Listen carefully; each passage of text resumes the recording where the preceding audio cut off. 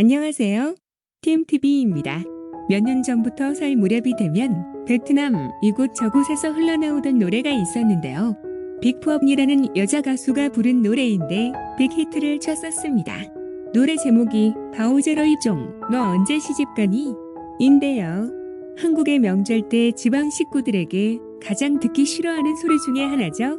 베트남에서도 가족들 간의 결혼에 대한 관심은 마찬가지인가 봅니다.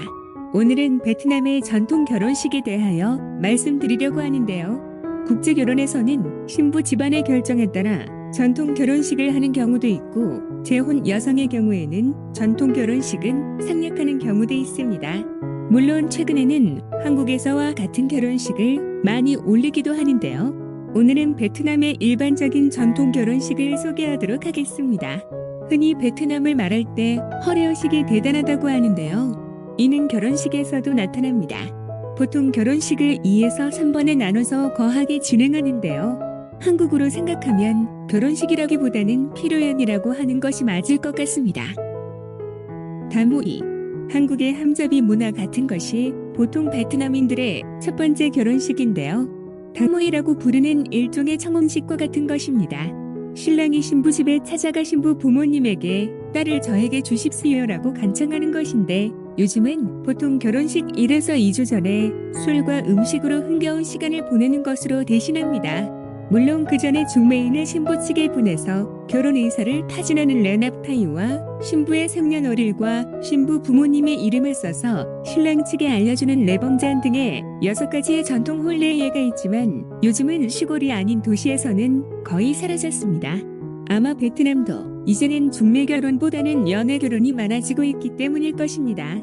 담호 이당의 아침 신부는 베트남 전통 복장인 붉은 아우자이를 입고 집안에서 신랑을 기다리며 신부의 친구들도 아우자이를 입고 신부 집 대문 앞에서 홀수의 인원수로 들러리를 섭니다. 베트남인들은 홀수를 짝수보다 좋아한다고 합니다. 신랑의 친구들은 신부 들러리의 인원수대로 큰 쟁반에 금빛이나 붉은천으로 포장된 각종 선물을 쌓아서 들고 오는데요. 물론 거기에는 돈, 각종 장신구류, 보석 등 신부 측에서 원하는 것들이 들어있습니다. 물론 전통적 방식으로 차이과 케이크, 그리고 와인을 항상 함께 가지고 갑니다.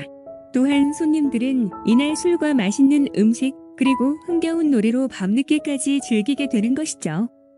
피로연. 결혼식 전날 신랑 집에서는 두 번째 피로연이 있습니다. 신랑의 고향 친지들을 모시고 또 한 번의 잔치가 열리는 것인데요. 요즘에는 신부 부모님도 함께 모신다고 합니다. 신랑집 상석에 있는 제단의 조상님들께 결혼 승낙을 구하는 예를 친지들과 함께 올리는데요. 우리나라는 결혼식 날 주례에 혼인 서약이 있는데 베트남에서는 조상님들께 허락을 구하는 의례인 것이죠. 의례가 끝나면 드디어 피로연이 열리는데요. 요즘에는 음식과 술뿐만 아니라 초청 가수와 가라오케 기계는 당연하게 느껴집니다. 예전 부잣집은 일주일 동안 피로연을 했다고 하니 결혼은 베트남 사람들의 삶에 있어서 가장 중요한 일이었음 할 수 있습니다. 결혼식 담구이. 결혼식 당일에는 아침 일찍 신랑과 신부가 신부 집에서 신부 가족들과 아침을 먹는데요. 이 시간을 매우 귀하게 여기기 때문에 전통 방식으로 혼인하던 현대적 방식으로 결혼하던 간에 이것만은 꼭 지킨다고 합니다. 베트남에 관련된 유명한 유튜브 채널인 코이TV에서도 멤버였던 유미의 결혼식 날 새벽에 함께 식사를 하며 인사를 나누는 모습을 보여주었죠. 딸을 시집 보내는 신부 가족들과의 만찬 느낌인 것인데요. 보통 베트남에서 결혼식에 초대를 받는다면 바로 이날입니다. 청혼식과 조상께 예를 들어 허락을 받은 후 이제는 가족뿐만이 아닌 주변의 모든 지인에게 결혼을 축하받는 세 번째 피로연이 되는 것이죠. 예정된 시간보다 훨씬 지나서야 식이 시작되는데요. 기다리는 시간 동안 초청 가수와 전문 사회자가 하객들이 지루하지 않도록 즐거움을 줍니다. 식이 거행되면 신랑과 신부가 입장하고 뒤따라 신랑과 신부 부모님도 입장을 하는데요. 베트남은 우리와 달리 일반적으로 주례가 없습니다. 주례 대신 대개 신랑이나 신부의 아버님 중 한 분이 앞에 서고 간단히 결혼 반지를 부모님이 신랑과 신부에게 끼워주시는 것으로 결혼식은 끝납니다. 주말이나 일요일이 아닌 평일에도 가끔 결혼식이 열리는데요. 한국에 손 없는 날과 마찬가지로 신랑과 신부의 궁합에 가장 적합한 날을 봤기 때문입니다. 예식장에는 올해와 조금 다른 풍경들을 볼 수 있는데요. 보통 축의금은 초대받은 청첩장의 봉투를 다시 사용해서 본인의 성 이대로 돈을 전합니다. 청첩장 봉투는 베트남인들이 좋아하는 빨간색입니다. 또한 청첩장은 꼭 모시고 싶은 분들에게만 보낸다고 하는데요. 어느 날 빨간 봉투를 받는다면 청첩장이라 생각하시면 100% 맞을 것이고 결혼식 초대받는 영광을 얻게 되는 것이죠. 요즘 호치민의 예식장 필요한 음식은 코스 요리가 안내지에 적힌 대로 나오는데요. 일반 식당에서는 맛보기 힘든 새로운 음식들을 경험하게 되죠. 술이 들어가고 음악이 흐르니 누구나 나와서 노래를 부르며 흥겹게 춤을 춥니다. 노래하고 취하고 떠들썩한 이 행사는 밤이 늦도록 이어지는데요. 한국인들은 아마도 관광버스처럼 느껴질 수도 있습니다. 하지만 역시 베트남 결혼식의 하이라이트는 바로 이 피로연이라고 할 수 있을 것입니다. 예로부터 베트남에는 사랑만으로 결혼할 수는 없다라는 말이 있는데요. 요즘 같은 연애 결혼도 그러한데 옛날엔 대부분 중매 결혼이었기 때문에 신랑이 신부를 얻으려면 그만큼 돈이 많이 드는 것이죠.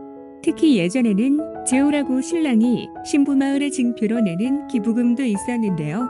물소는 그곳 들판에 풀을 먹어야 한다며 신부의 마을 사람들이 신부가 타지로 결혼 가는 것을 반대했을 정도이니 외지의 신랑이 신부를 얻기 위해서는 정말 많은 돈이 필요한 경우도 있었다고 합니다.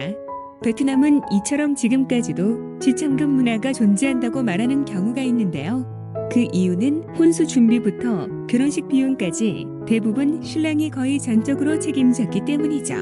결혼의 모든 과정에서 돈이 안 들어가는 곳이 없겠죠.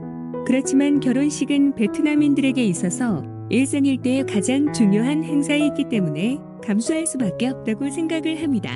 오랜 세월 동안 결혼이라는 것은 남자가 귀하게 자란 딸을 데려간다고 생각하기 때문이랍니다.